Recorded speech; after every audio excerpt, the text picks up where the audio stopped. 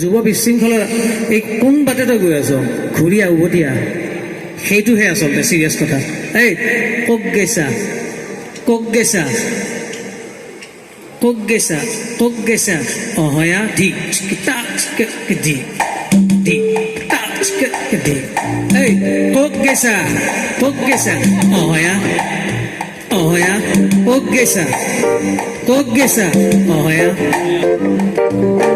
ভাল কথা ক'লে তোৰ মূৰত নোসোমোৱে, দেখোন মানুহ দেখোন তোক বয়া বুলি কয়, কক গেছা, কক গেছা, অহয়া অহয়া।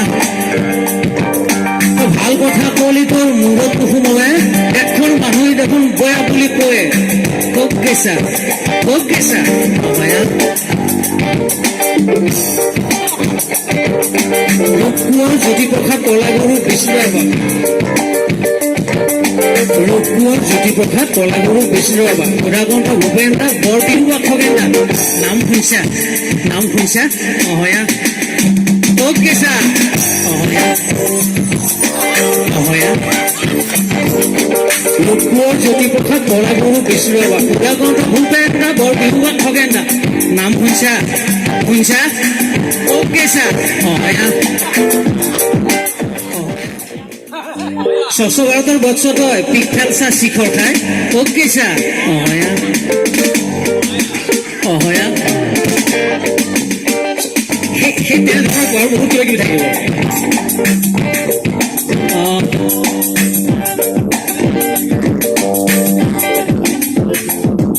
আৰু কেইটামান লাইন আছিলে, মই ৰাতি ভাবিছিলো। এক মিনিট, যে হাহাকাৰা মিউজিকত যে খুব গাবিলাক যে নচুৱাই থাকে যে, আজিকালি খুব হাহাকাৰ নহয়। বৰগীত লোকগীত পাঢ়ি গুৰুৰ প্ৰসংগ, হাহাকাৰা মিউজিকত জাকৰি আছা অংগ, কক গেছা।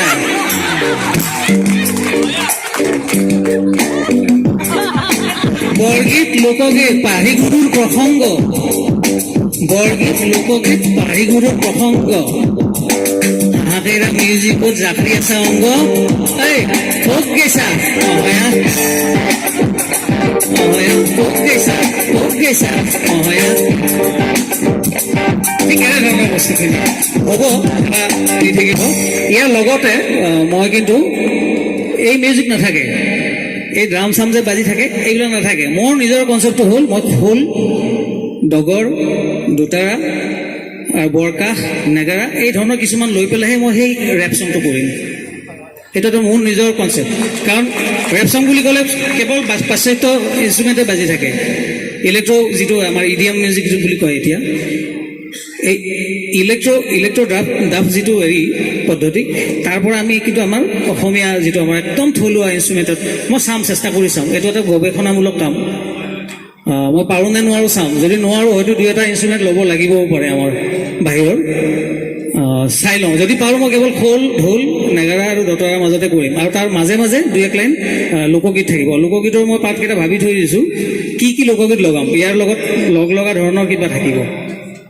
আটাইবোৰ লোকগীত আনিব নোৱাৰোঁ, দুটা বা তিনিটা ইয়াৰ লগত সামঞ্জস্য থকা প্ৰাসংগিক হ'ব লাগিব। আচলতে ইছ্যু ভিত্তিক বস্তুটো, গতিকে ইছ্যুফুল হ'লেহে সেই লোকগীতকেইটা মই লগাব পাৰিম।